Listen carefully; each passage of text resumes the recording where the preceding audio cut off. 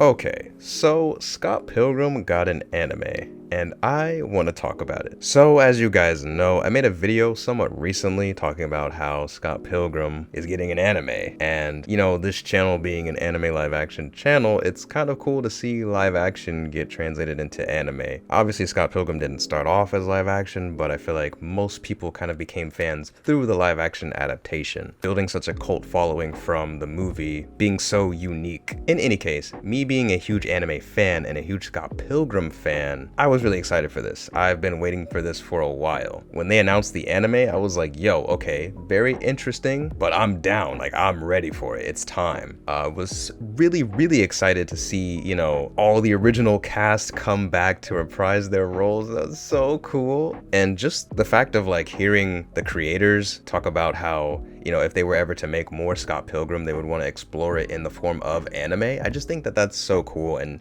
just hearing everything about this series come to fruition just makes me really happy and really excited. Now that the series is finally out, I'm here to give you my thoughts in this video. I'm gonna just start off the bat by saying there's gonna be some spoilers in this review. So if you guys haven't seen it and you care about that, go ahead and watch the series and come back to this video later. But while you're here, you might as well leave a like, just saying. But yeah, so let's talk about it, shall we? This anime was made by Science Saru, which is the same studio that made Devilman Crybaby, as well as Ping Pong the animation, which is kind of crazy. Ping Pong just goes wild. Like, if you've seen Ping Pong, you already know that animation goes crazy, and Devilman Crybaby is just awesome. So, that's really cool. I actually didn't know that they made those anime and a few others until after I looked it up, but pretty cool to see. I think for the most part, Scott Pilgrim does fit pretty well in anime, and it's no surprise because, the movie itself, I feel like Edgar Wright said that he wanted to mimic the style of anime for a lot of different scenes and actions in the movie, so it kind of makes sense of why it would fit well in anime. But yeah, this anime was really cool, and I never realized how much I really wanted to see more Scott Pilgrim until I actually started watching this anime.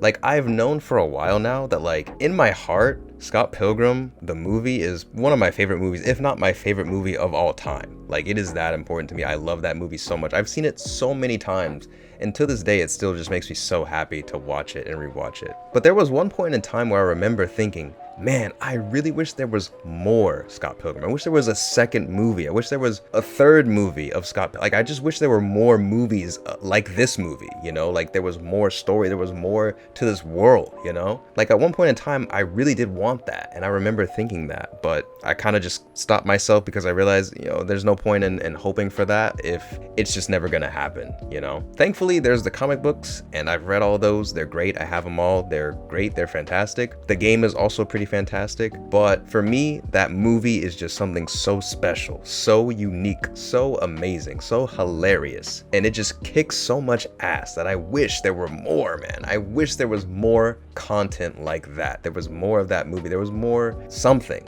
And I felt that way for a long time. I suppressed that feeling because I knew that it would never happen. But seeing this anime now brought all of those feelings back to fruition, back to the surface, because man, I love this world. I love the world of Scott Pilgrim so much, and this anime just made me realize that and fall in love with the series yet again. Like, it's just crazy. But yeah, something I just realized and noticed while I was watching is I just love this world. I love it so much. I love the humor, I love the designs, the characters, everything, man. I really love this franchise so much. And honestly, I hope they do another season or they do something else because, man, this just made me realize how much I love the series so much. But yeah, the world of Scott Pilgrim is amazing. Every character in the series is pretty cool, and one thing I really love that this anime did is that, well, first off, it's a new story. When I watched the first episode, I was a little bit disappointed because throughout most of the episode, it starts off pretty similar, like basically the same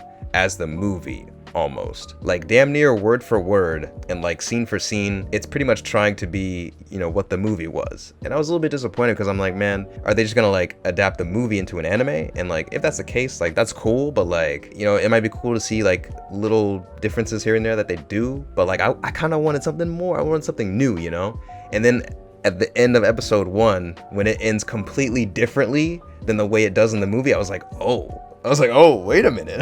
Like, where basically like Matthew Patel actually defeats Scott and he's just dead. And I'm like, oh, okay, a twist, you know, like finally something new, right? And from there on, the series is completely different and it does its own thing. And I was really, really happy about that because finally we get into like new territory and new just storylines of Scott Pilgrim and like this world. And that's what I loved. You know, getting to see a whole new storyline was crazy, was awesome. And it really explored a lot of the characters that we didn't really get to explore in the movie and the games and the comics. Like a lot of the exes, for example. You get to spend a lot of time with Lucas Lee, which is was pretty cool. Honestly, easily my favorite part of the anime was seeing Lucas Lee skateboarding, and then it plays that song called Whatever, where the guy's like, yeah, whatever. Bro, it was so good. Like I was watching that, I was like, wait a minute, this is kind of hitting. Like, yo, who was in that studio saying those lines? Like, yeah, whatever. Oh my god, that was so funny, and I loved it so much. That was easily my favorite part in the whole anime.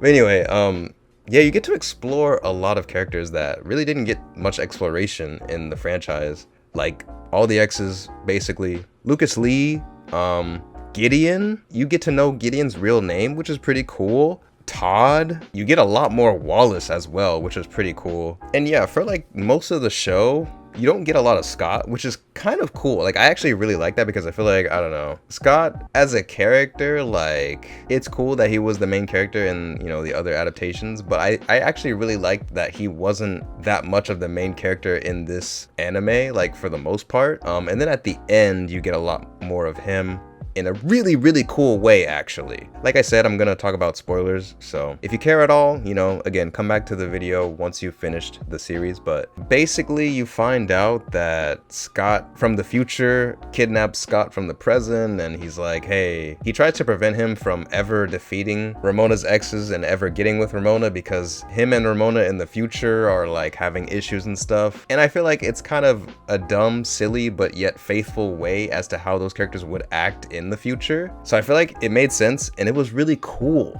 Like it was a cool storyline that actually made sense, and like it's cool to see like, you know, future Scott and future Ramona, like them getting married and them like, you know, it's just so cool. It was just so cool to see. From what we got in Scott Pilgrim vs. the World and just the franchise in general, you don't really think of the future and like how those characters could evolve or how those characters would end up afterwards. So it's just really cool to see. And when we first saw Scott, like future Scott and present Scott, like talking, it kind of reminded me of like that one Ben 10 episode where Ben is like a lot older and he's like more mature. He's got like, he looks way cooler. He's got more powers. Like, you know, I don't know why, but it reminded me of that for some reason. But anyway, it was just really cool. And then to see even older Scott at the end becoming like the main villain, I thought was actually really sick and really cool. And I really liked how they went with like a Street Fighter-esque type of design for him, you know, with like the headband, and then when he turns evil, he's got like the Satsui no Hado like in him, like he looks like Akuma. Like, bro, I thought that was so cool because I feel like in general, Scott Pilgrim and Street Fighter have had this somewhat love language, it seems like. I mean, Scott Pilgrim has a lot of like similar moves in the game to like Ryu, and like someone even modded a Scott Pilgrim skin over Ryu in Smash Bros. And also there's like a lot of Scott Pilgrim artwork like over Street Fighter characters, kind of like it. I don't know, it's interesting, but I've noticed that Scott Pilgrim and Street Fighter do have some resemblance or like some references in between them. And it's just really cool to see like the older Scott have like a Street Fighter-esque design. Like I thought that was pretty cool. And him being like the main villain, I thought it was also really cool because it kind of makes sense because yeah, you have all the evil exes, but then there's also Nega Scott, which was like originally in there, you know? But like he's not there, but it feels like that void is still being filled by him, by the even older Scott being there as like an enemy. So I thought that was really cool. Also like Matthew Patel, like him basically defeating Scott in the beginning and then like taking over Gideon's like you know, it just feels like you get a lot more time and a lot more exploration with these characters, with these evil exes that we never really got before. The only real evil exes that we don't really get more exploration or more from was the twins. I feel like they've always been these kind of like silent robotic characters, sort of. And I guess that kind of makes sense as to why they're so technologically advanced and why they make all these robots and stuff. But I feel like we don't really get much more from them in this series than we have been getting from them the whole franchise. But at the same time, that's kind of okay, because I don't really know if there's that much to explore with them, or at least if the creators felt like there was much more to explore with them in this season. But maybe if they make another season, maybe we would get more from the twins. We got a little bit more, but just not a whole lot more. You know, like I feel like we got a lot of time with Lucas, and we got character development with Lucas Lee. Like it's actually crazy. I actually really like him now. Like it's crazy. And even Gideon, like we got a lot from Gideon. Matthew, we got a little bit more from. Roxanne, we got a lot more from, which was kind of interesting. Like, yo, I'm just saying, like they definitely explored a lot more from the exes, because I feel like in the movie you don't really get a lot from Roxanne. Like she fights Ramona and stuff, and it's like, oh, you know, there was that phase, right? But like you don't really get to see what happened with Roxanne and why she's mad at Ramona. And like we really got to see that in this anime, so I really enjoyed that. Actually, with Todd, you do get a good amount with his character. It's in maybe not the most expected way, like him having this whole love affair with envy for Wallace, but it's definitely interesting. You definitely do get a good amount of Todd as well. So like I feel like most of the exes got explored more, which I thought was pretty cool. Even young Neil you get a little bit more from, which, you know, it doesn't really change his character much, but I did like how, I mean, you know, they explored him more, right? Like in the movie he was kind of just there, but in this anime he's definitely like, you got as much as you could ever ask for from young Neil, you know. Knives and Steven kind of have a different role in this series, which I kind of do like. Actually, Knives is actually kind of taking more of an initiative with her love for music and actually becoming a key member of the band, which is pretty cool. Actually, something I thought they might explore with Steven was that in the end of the comic book series, and this is kind of a spoiler, so if you want to actually read the comics yourself, maybe just skip ahead a few seconds, but basically at the end of the comic book series, Steven Stills turns out to be gay. So I thought they might explore that a little bit in the anime, or at least hint at it maybe, but I guess they didn't really explore that.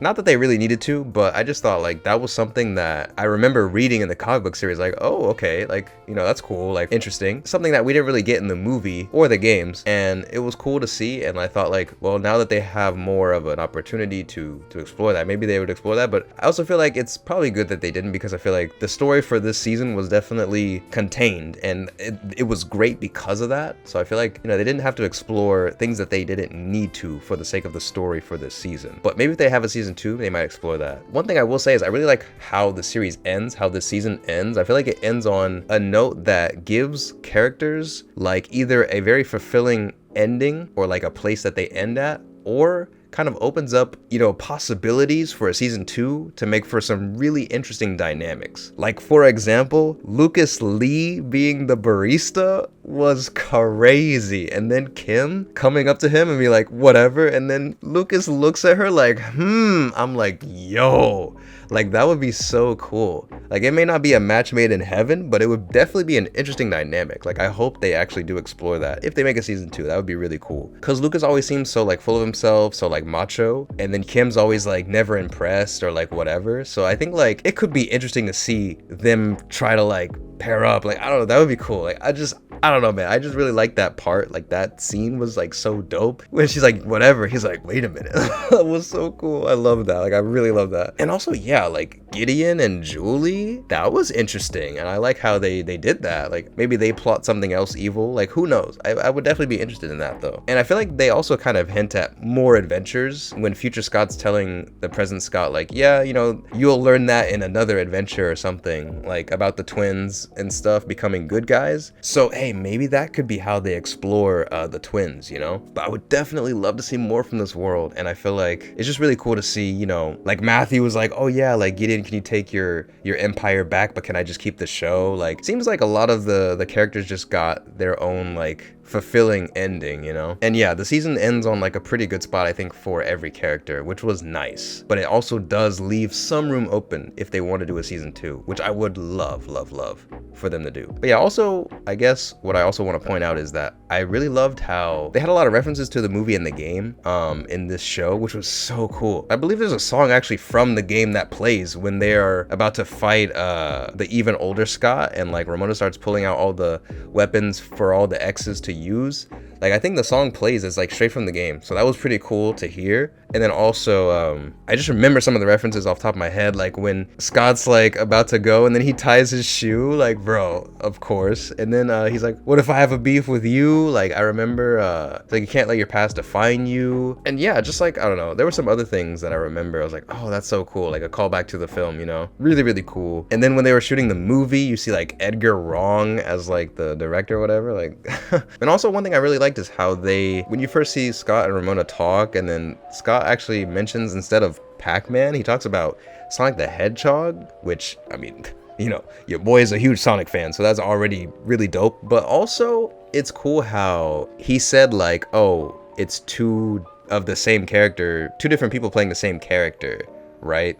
And they use that theme, they go back to that theme at the end, where even older Scott is this really bitter, you know, evil person, and the present Scott is like nothing like that. It's two people playing the same character, two of the same people. I don't know, I just like how they kind of connected that theme to the opening of like him and Ramona meeting. Like, I just thought that was so cool, so smart. Just a smart idea, actually. They also talked about Sonic the Hedgehog, like again, where Scott and future Scott meet for the first time. So I thought, you know, again, that was really cool. I also do feel like Scott Pilgrim and Sonic do have some similarities as well when it comes to just like the style. I just remember seeing some artwork of Scott Pilgrim that was like similar to Sonic the Hedgehog, or like similar poses or something. And I'm like, oh, that's cool. Like, I could see them crossing over, you know? So all in all, they did a lot of good things here. And honestly, I would easily have given this anime a 10 out of 10. But the only thing is, I did have maybe some small gripes with this show. Very, very small. Mainly the animation. The animation wasn't bad, but I do feel like there were parts where it just could have been better. Like, for example, when you first see Ramona at the party, I love how the art style actually changes to make Ramona look super anime. And I feel like it's stuff like that where you see an actual art style change that makes you remember, oh wow, this is an anime. These are the things we can do with animation to elevate the experience. But then you go to another scene where it like zooms in on Wallace's face, where he's like, you gotta break up with your fake high school girlfriend, but it still keeps the same art style. I feel like they could have added more to it by changing the art style to be like super serious, like almost JoJo-like with the faces. Just like make Wallace's face into a JoJo face or something when he says that line. You know, there's a lot more opportunities that they could have taken